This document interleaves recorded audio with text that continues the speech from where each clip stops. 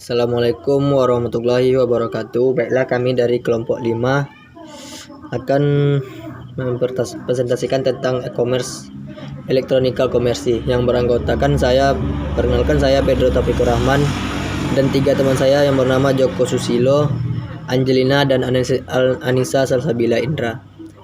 Baiklah, poin yang pertama yaitu pengertian elektronik komersi. Pengertian elektronik komersi adalah berasal dari bahasa Inggris yaitu electronic commerce atau perdagangan elektronik, dan sebagaimana perdagangan yang dilakukan secara langsung atau face to face. Dalam e-commerce juga meliputi proses promosi, pembelian, pemasaran produk. Yang berbeda pada sistem berdagang yang digunakan ini adalah melalui media elektronik atau internet. Contoh e-commerce di Indonesia, di sini kami memberikan 4 contoh, yaitu ada Bukalapak, Shopee, Lazada, dan juga Gojek. Selanjutnya, perkembangan e-commerce di Indonesia. Perkembangan e-commerce di Indonesia bisa dikatakan sangat pesat apabila dibandingkan dengan negara lain yang ada di sekitar Indonesia. Seperti yang dapat Anda lihat sendiri, kalau e-commerce semakin menjamur sering dengan berjalannya waktu. Tentunya hal ini juga menyesuaikan dengan permintaan pasar yang semakin mengandungi kegiatan perbelanjaan online. Demikian dari saya, selanjutnya akan dijelaskan oleh teman saya. Selanjutnya itu beberapa jenis e-commerce yang berkembang di Indonesia. Yang pertama itu adalah business to business. Nah, jadi e-commerce ini itu memiliki skala paling besar karena transaksi yang dilakukan adalah antar perusahaan. Pada business to business ini, kegiatan transaksi diaplikasikan secara fisik dan elektronik, dan konsumennya adalah suatu kelompok yang juga menjalankan bisnis, contohnya distributor, reseller, dan sebagainya. Yang kedua itu adalah business to consumer. Ini adalah jenis e-commerce yang paling terkenal khususnya di Indonesia, di mana produsen atau perusahaan, disebut juga dengan pihak penjualan, itu memasarkan produk secara langsung dan dengan konsumer atau pengguna sebagai pangsa pasarnya. Jadi diibaratkan seperti toko retail berbasis online, di mana pembeli bisa membeli produk secara eceran tanpa jumlah minimal tertentu. Yang ketiga itu adalah consumer to business. Nah, dalam jenis consumer ini, transaksi penjualan dilakukan oleh pihak konsumen, sedangkan perusahaan itu adalah target pasarnya. Jadi individu memberikan penawaran mengenai sebuah produk berupa barang atau jasa kepada perusahaan-perusahaan yang memang membutuhkan. Misalnya saja seperti desainer grafis yang menawarkan skillnya. Yang keempat itu consumer to consumer. Ini konsumer ini dilakukan dari konsumen ke konsumen. Nah, klasifikasinya terdiri dari 2 model, yaitu classified dan marketplace. Kalau dalam classified, seller dan buyer atau penjual dan pembeli itu melakukan transaksi secara langsung. Sedangkan dalam marketplace itu konsumen atau penjual itu memerlukan platform untuk tempat melakukan transaksi. Contohnya marketplace yaitu Shopee. Yang kelima itu adalah business to administration.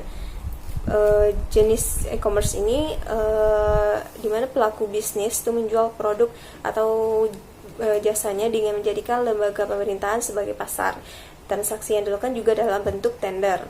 Yang keenam itu adalah online to offline.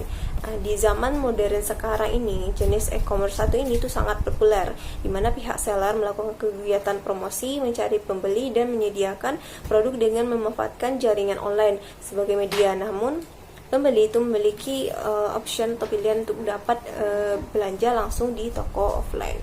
Selanjutnya itu adalah manfaat e-commerce. Selain memiliki beberapa model atau jenis berbeda, kehadiran e-commerce juga memberikan manfaat bagi masyarakat secara umum.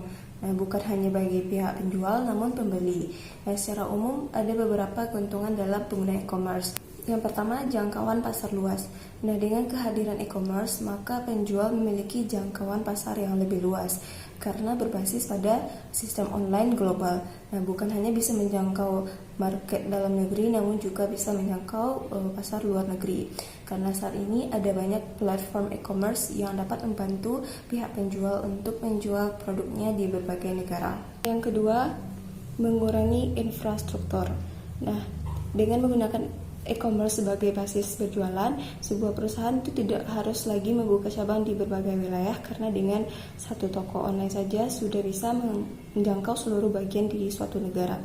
Yang ketiga, anggaran keluar berkurang. Nah, penggunaan anggaran yang berlebihan itu dapat dikurangi apabila memanfaatkan e-commerce yang memang basisnya itu adalah sistem online.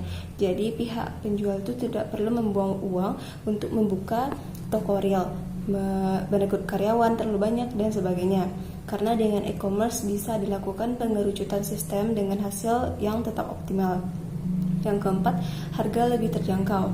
Nah, jika diakumulasikan semua manfaat customer yang ada pada poin-poin sebelumnya, pihak penjual dapat menekan harga pokok sehingga lebih murah dan terjangkau. Nah, dengan begitu maka customer itu juga akan merasa lebih tertarik membeli barang dari toko kita karena harganya itu consumer friendly. Baik, selanjutnya yaitu mengenai Siberlau. Sebelumnya kita harus mengetahui terlebih dahulu mengenai Siberlau. Siberlau adalah hukum yang digunakan di dunia maya yang umumnya diasosiasikan dengan internet. Siberlau ini dibutuhkan karena dasar atau fondasi dari hukum di banyak negara adalah ruang dan waktu. Sedangkan perkembangan Siberlau di Indonesia itu sendiri mengalami percepatan yang sangat tinggi serta memiliki jumlah pelanggan atau pihak pengguna jaringan internet yang terus meningkat sejak paruh tahun 90-an. Salah satu indikator untuk melihat bagaimana aplikasi hukum tentang internet diperlukan di Indonesia adalah dengan melihat banyaknya perusahaan yang menjadi provider untuk pengguna jasa internet di Indonesia. Beberapa kategori kasus cybercrime yang telah ditangani dalam Undang-Undang Informasi dan Transaksi Elektronik pasal 27 sampai dengan 35. Yang pertama ada illegal content, muatan yang melanggar kesusilaan atau pornografi. Selanjutnya muatan perjudian, muatan penghinaan dan pencemaran nama baik serta muatan pemerasan dan ancaman. Yang kedua ada illegal content, berita bohong dan menyesatkan yang mengakibatkan kerugian konsumen dalam transaksi elektronik. Informasi yang ditujukan untuk menimbulkan rasa kebencian atau permusuhan. Selanjutnya ada illegal content, memuat informasi elektronik dan atau dokumen elektronik yang berisi ancaman, kekerasan atau menakut-nakuti yang ditujukan secara pribadi. Selanjutnya ada illegal access, dengan poinnya dengan sengaja dan tanpa hak atau melawan hukum mengakses komputer dan atau sistem elektronik milik orang lain dengan cara apapun. Poin yang kedua, dengan sengaja dan tanpa hak atau melawan hukum mengakses komputer dan atau sistem elektronik dengan cara apapun dengan tujuan untuk memperoleh informasi elektronik dan atau dokumen elektronik. Yang selanjutnya ada illegal interception, memuat intersepsi atau penyadapan atas informasi elektronik dan atau dokumen elektronik dalam suatu komputer dan atau sistem elektronik tertentu milik orang lain. Selanjutnya ada data leakage dan espionage, memuat, mengubah, menambah, mengurangi, melakukan transmisi, merusak, menghilangkan, memindahkan, menyembunyikan suatu informasi elektronik dan atau dokumen elektronik milik orang lain atau milik publik. Selanjutnya ada sistem interference, melakukan tindakan apapun yang berakibat terganggunya sistem elektronik dan atau mengakibatkan sistem elektronik menjadi tidak bekerja sebagaimana dengan mestinya. Dan yang terakhir data interference, setiap orang dengan sengaja dan tanpa hak atau melawan hukum melakukan manipulasi, penciptaan, perubahan, penghilangan, pengurasan informasi elektronik dan atau dokumen elektronik dengan tujuan agar informasi elektronik dan atau dokumen elektronik tersebut dianggap seolah-olah data yang otentik. Baiklah, selanjutnya kita akan membahas tentang aspek pajak e-commerce. Nah, dalam rangka memberikan kepastian terkait aspek perpajakan bagi pelaku usaha yang melaksanakan kegiatan perdagangan melalui sistem elektronik, maka pemerintah melalui Menteri Keuangan telah menerbitkan Peraturan Menteri Keuangan Nomor 210/PMK.010/2018 tentang perlakuan perpajakan atas transaksi perdagangan melalui sistem elektronik. Nah, pemerintah tidak menetapkan jenis ataupun tarif baru bagi pelaku e-commerce. Pengaturan yang diatur di dalam PMK 210 ini semata-mata hanya terkait dengan tata cara dan prosedur pemajakannya saja. Ini dimaksudkan agar memberikan kemudahan administrasi dan mendorong kepatuhan perpajakan pelaku e-commerce. Perdagangan melalui sistem elektronik atau e-commerce atas barang dan jasa di dalam daerah pabean dapat dilakukan dengan dua cara, yakni yang pertama dengan melalui platform marketplace atau yang kedua melalui platform selain marketplace. Contohnya yaitu online retail ataupun media sosial. Nah, perdagangan yang dilakukan melalui platform marketplace ini contohnya seperti Shopee, Tokopedia, ataupun yang lainnya, di mana Shopee ini disebut sebagai penyedia platform marketplace, dan di dalam suatu platform marketplace ini terdapat banyak penjual. Nah, sebagai penyedia platform marketplace, maka Shopee diwajibkan untuk memungut, menyetor, dan melaporkan perpajakan setiap penjual yang ada di dalam naungan marketplace-nya. Ketentuan dan prosedur mengenai tata cara pemajakannya lebih rinci diatur di dalam Peraturan Menteri Keuangan Nomor 210 Tahun 2018.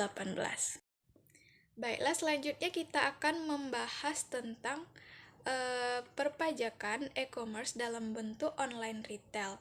Nah, biasanya online retail ini dikenakan dua jenis pajak, yaitu yang pertama pajak penghasilan dan pajak pertambahan nilai. Nah, dalam pajak penghasilan yang menjadi objek pajaknya di sini adalah penghasilan yang diperoleh dari penjualan barang ataupun jasa. Sedangkan subjek pajaknya adalah orang pribadi ataupun badan yang menerima penghasilan tersebut. Dengan kata lain, subjek pajaknya yaitu penyelenggara online retail tersebut. Nah, adapun tarif perpajakannya ini mengacu kepada Undang-Undang Pajak Penghasilan Pasal 17. Di sini saya akan melanjutkan penjelasan mengenai kritik keras pengusaha atas aturan pajak e-commerce. Asosiasi E-commerce Indonesia meminta kepada Sri Mulyani untuk menunda pemberlakuan adanya PMK 210 tentang pajak e-commerce. Aturan ini dianggap banyak kekurangan. Yang pertama, aturan ini tanpa sosialisasi yang cukup dan dikhawatirkan dapat menghambat pertumbuhan UMKM. Yang kedua, PMK 210 bisa mematikan pengusaha mikro. Menurut studi IDEA, karena saat ini banyak pengusaha yang berjualan di e-commerce merupakan perusahaan yang masih mencoba-coba. Yang ketiga, aturan yang tidak sama dengan berjualan di media sosial. IDEA meminta para e-commerce termasuk taat pada peraturan yang ada, tetapi perdagangan di media sosial minim aturan. Nah, apabila aturan pajak ini diterapkan, maka akan semakin banyak pedagang yang pindah dari e-commerce ke berjualan di media sosial.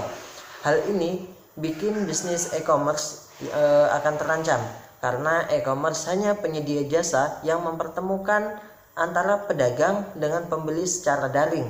Bila jumlah pedagang berkurang, maka bisnis e-commerce juga akan bisa tutup. Nah, yang keempat, aturan pajak dan kebijakan mendorong UMKM masih masuk digital membuat bingung para pengusaha e-commerce. PMK 210 ini membuat nilai pajak naik dalam jangka yang pendek, tetapi bisa menyusutkan pengusaha UMKM karena mereka masih berjualan untuk bertahan hidup. Sementara pemerintah juga mendorong pengusaha UMKM masuk digital. Pemerintah ingin UMKM masuk digital guna mendorong pertumbuhan ekonomi. Sektor UMKM termasuk yang paling kuat dalam hadapi krisis. Nah, berdasarkan beberapa pertimbangan di atas, maka IDEA meminta pemerintah keuangan untuk menunda dan mengkaji ulang pemberlakuan PMK 210 ini, sambil bersama-sama melakukan kajian untuk menemukan rumusan yang tepat dan tidak mengorbankan salah satu dari dua target pemerintah. Terlebih lagi karena PMK 210 ini diterbitkan dengan minim studi publik, sosialisasi hingga kesepakatan akan tersedia infrastruktur yang sistem untuk melakukan validasi NPWP seperti yang disebutkan dalam PMK 210 ini.